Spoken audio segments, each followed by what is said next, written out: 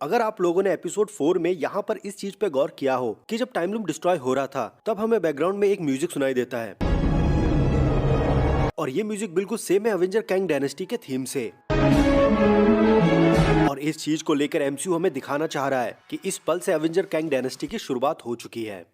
तो hey everyone, स्वागत है आप सभी का द वॉचर शो पर। मार्वल ने लोकी सीजन 2 का मिड सीजन ट्रेलर ड्रॉप कर दिया है जिसमें हमें कई सारी नई फुटेज देखने को मिली है। इससे पहले भी मैंने एपिसोड 5 के ट्रेलर का ब्रेकडाउन ऑलरेडी कर दिया है जिसमें लगभग 1 लाख व्यूज हो चुके हैं। तो थैंक यू सो मच, ऐसे ही प्यार देते रहो। और फिर से हमारे सामने लोकी सीजन 2 के मिड सीजन का ट्रेलर आ चुका है, तो इसका भी हम ब्रेकडाउन और एक्सप्लेनेशन करेंगे और जानने की कोशिश करेंगे कि क्या होने वाला है एपिसोड 5 और 6 में। साथ ही हम बात करेंगे कि कैंग के वेरिएंट्स को अब तक हमें क्यों नहीं दिखाया गया है और ह्यू रिमेंस हमसे कैंग द कॉन्करर को क्यों छिपा रहा है। और हाँ, विक्टर टैमले जिंदा है जिसको हम इस नई फुटेज में देख सकते हैं और इस फुटेज को हमें एपिसोड 4 में नहीं दिखाया गया है। बहुत कुछ है इस वीडियो में जिसे मैं आज कवर करने वाला हूँ, इसलिए समय के अंत तक मेरे साथ बने रहना। मैं हूँ C53 से वॉचर और द वॉचर शो पे आप सभी का स्वागत करता हूँ।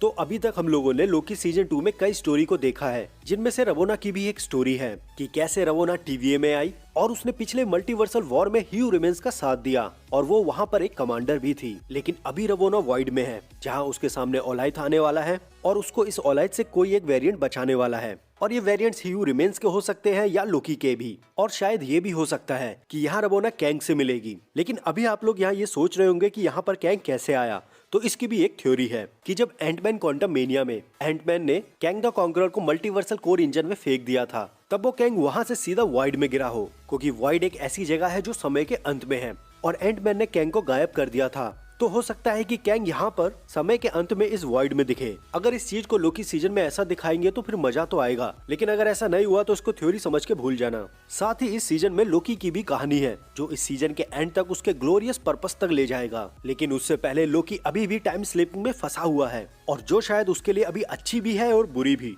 अच्छी इसलिए क्योंकि इसी चीज की वजह से लोकी TVA के पास्ट को भी जान पाया। फिलहाल अब तक हम देख चुके हैं टाइम लूप के डिस्ट्रक्शन को, विक्टर टैमली की मैगी बन चुकी है और कोई भी होप आगे हमें नजर नहीं आ रही। ये सेम फीलिंग है जैसे हमने इन्फिनिटी वॉर की एंडिंग को देखा था। लेकिन अभी काफी कुछ देखना बाकी है। जहां हमने पहले एपिसोड में लोकी को टाइम स्लिप करते हुए देखा था, अब हम फिर से लोकी को एपिसोड 5 और 6 में टाइम स्लिप करता हुआ देखने वाले हैं, जो आगे हमें यहाँ पर TVA के क्रोनो मॉनिटर के सामने भी देखने को मिलेगा, जहाँ लोकी पहले से ही TVA की हैंडबुक के साथ दिख रहा है। लोकी हमें आगे इस टाइम थिएटर में भी दिखाई देगा। साथ ही कुछ और भी जगह है जहाँ हमें लोकी टाइम स्लिप करता हुआ नजर आएगा, जैसे ये कोई अननोन जगह, और ये जगह कौन सी है अभी इसके बारे में कोई आइडिया नहीं है। इसके बाद लोकी सिल्वी के मैकडोनल्ड्स के पार्किंग एरिया में भी नजर आएगा, और इन सब में से सबसे जरूरी जगह है ये मॉर्वियस की शॉप, जहाँ वो टाइम स्लिप करते हुए मॉर्वियस के सामने आएगा। और इसी पॉइंट पे हम मॉर्वियस की बैक स्टोरी को भी जानेंगे कि उसकी लाइफ टाइमलाइंस पे कैसे थी, और साथ ही हमें ये भी पता चलेगा कि मॉर्वियस TVA में कैसे आया। और यहीं पर लोकी मॉर्वियस को बताएगा कि TVA खत्म हो चुका है और उसके साथ टीम अप भी करेगा। भाई लोग, मैं यहाँ पे कभी कभी मोवियस को मॉर्वियस बोल दे रहा हूँ, तो प्लीज इसको दिल पे मत लेना यार, हो जाता है कभी कभी।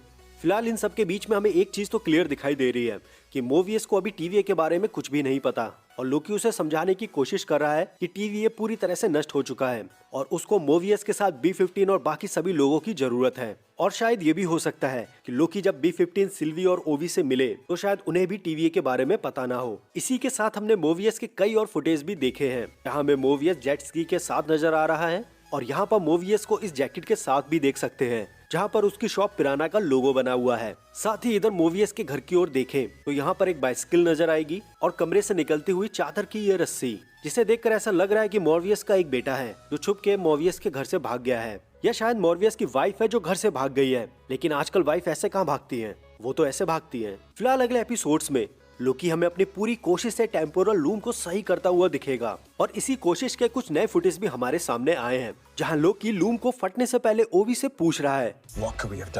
और दूसरे प्रोमो में हम यहाँ पर लोकी को इस जगह पर ये कहता हुआ सुन सकते हैं।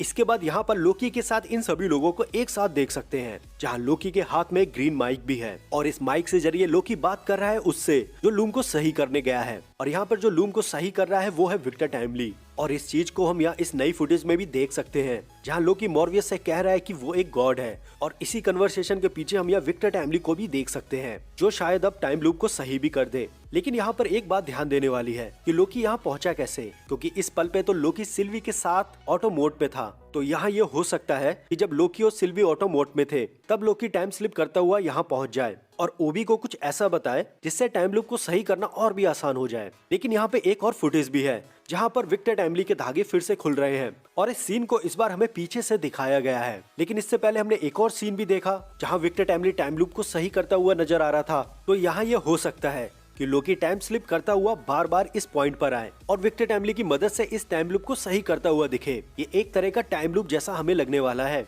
और शायद हम कई बार विक्टर टाइमली को मरते हुए भी देखें। इसी के बाद हमने अगले फुटेज में TVA की मैगी को भी बनते देखा और इस क्रोनो मॉनिटर पे मिस मिनट के मैसेज को भी देखा, जहाँ लिखा है thank you for your service. लेकिन मिस मिनट को तो सर्वर से बाहर निकाल दिया था, तो यहाँ पर मिस मिनट कैसे दिख सकती है? तो यहाँ पे कुछ ऐसा हो सकता है कि लोकी टाइम स्लिप करता हुआ TVA के पास्ट में पहुंच गया हो जब TVA पिछली बार रिबूट हुआ हो, और ये रिबूट क्या हो मिस मिनट ने। दूसरी तरफ सिल्वी भी इस विनाश को फेस करेगी जहाँ वो इस रिकॉर्ड और अपने यूनिवर्स को मिटता हुआ देख रही है। और इन सब के बीच में हम सबसे जरूरी इंसान को भूल रहे हैं जो TVA को बचाने के लिए सबसे आगे रहा है। मैं बात कर रहा हूँ ओबी की। और इस ट्रेलर में हमें जहाँ ओबी दिखा है वो एक लाइब्रेरी लग रही है किसी कॉलेज या यूनिवर्सिटी की, और शायद ओबी इसी यूनिवर्सिटी में कोई प्रोफेसर भी हो। इसी के साथ हम यहाँ पर इस ब्लैक बोर्ड को भी देखते हैं और ऐसा ही सेम ब्लैक बोर्ड हमने ही हू रिमेन्स के सीटाडेल में भी देखा था। और दूसरी तरफ अगर हम देखें इस बुक शेल्फ को तो ये बिल्कुल वैसी लग रही है जैसे ओबी की रिपेयर रूम में थी। तो यहाँ पर ये हो सकता है क्या कि ओबी की इस लाइब्रेरी को TVA और सीटाडेल में यूज किया हो। और हाँ, एक और बात भी समझने वाली है कि TVA ने एक्समैन के गेट को भी अपने लिए यूज किया था। तो यहाँ हो सकता है कि TVA ओबी की लाइब्रेरी को अपने लिए यूज कर रहा हो, क्योंकि TVA के पास कोई भी अपना माल खुद का नहीं है। उन्होंने केवल इन सारी चीजों को टाइमलाइन से उठाकर अपने लिए बनाया है। और जहाँ तक ये वो टाइमलाइंस होगी जिनको TVA ने ऑलरेडी प्रोन कर दिया था। या हम इसे ऐसे भी देख सकते हैं कि TVA को ओबी और लोकी ने ही क्रिएट किया हो, क्योंकि ट्रेलर में कुछ आगे ऐसी भी डिटेल्स हैं जिसे देखकर साफ लग रहा है कि कुछ ऐसा ही हुआ है।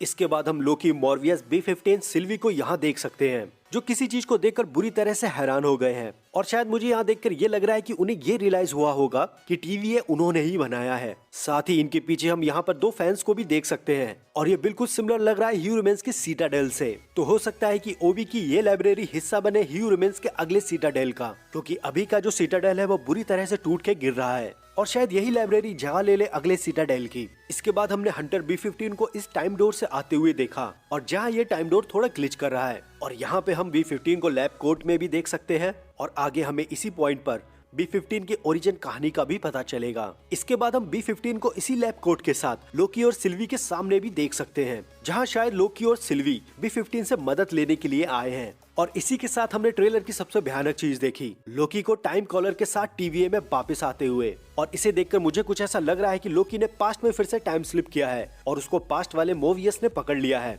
लेकिन यहाँ पर एक चीज और ध्यान देने वाली है कि लोकी के फेस पे जो चोट लगी है ये वही सेम चोट है जो उसे 2012 वाली एवेंजर्स में लगी थी। साथ ही हमें यहाँ पर लोकी मोवियस से हाथ मिलाते हुए नजर आ रहा है और जिसको हमने अभी तक लोकी सीजन में नहीं देखा है। साथ ही यहाँ पर एक चीज और भी समझने वाली है कि लोकी जब भी टाइम स्लिप करता था तब उसका आउटफिट सेम ही रहता था, मतलब जो उसने पहना है उन्हीं कपड़ों के साथ वो पास्ट और फ्यूचर में पहुंचता था। लेकिन यहाँ पर जो टाइम कॉलर वाला लोकी है उसके चेहरे पर ये जो निशान है जिसे अवेंजर्स ने उसके चेहरे पे दिए थे वो टाइम स्लिप से तो नहीं आ सकते। तो इसका मतलब ये है कि ये लोकी 2012 वाली एवेंजर्स के बाद का है। और ये सब कैसे हो रहा है अभी तक इसका कोई आइडिया तो नहीं है, लेकिन यहाँ पर एक थ्योरी है जिसके चांसेस थोड़े 50-50 है, जिसे सुनकर आप समझ पाएंगे कि यहाँ पर क्या होने वाला है। तो थ्योरी ये है कि लोकी अब जब भी टाइम स्लिप करेगा तो वो अपनी प्रेजेंट कॉन्शियसनेस के साथ अपने पास्ट वर्जन में चला जाएगा, मतलब वो पास्ट वर्जन की बॉडी में चला जाएगा अपनी फ्यूचर नॉलेज के साथ। और यही चीज यहाँ पर लग भी रही है कि जो यहाँ पर लोकी 2012 से पकड़ा गया है उसके अंदर फ्यूचर की लोकी की कॉन्शियसनेस आ गई है,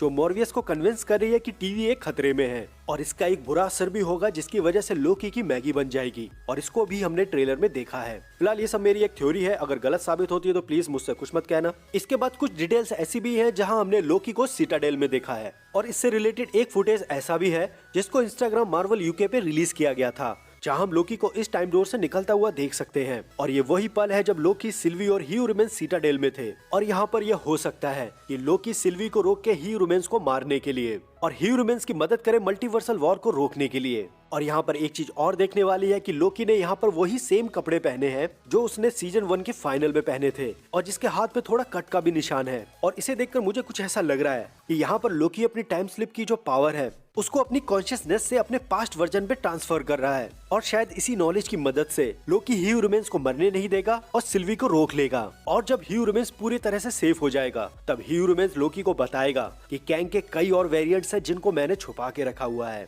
और वो सब तैयार हो रहे हैं एक मल्टीवर्सल वॉर के लिए। और अब मैं तुम्हें मिलवाता हूँ हम सबके नेता कैंग द कॉन्करर से। और सीजन के एंड पे हमें ह्यूमन्स कैंग द कॉन्करर से ऐसे इंट्रोड्यूस करवाए।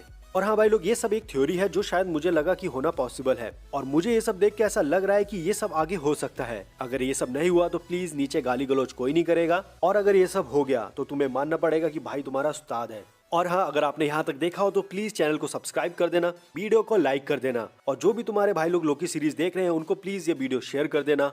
मैं मिलता हूँ आपको अगली वीडियो में, तब तक के लिए बाय।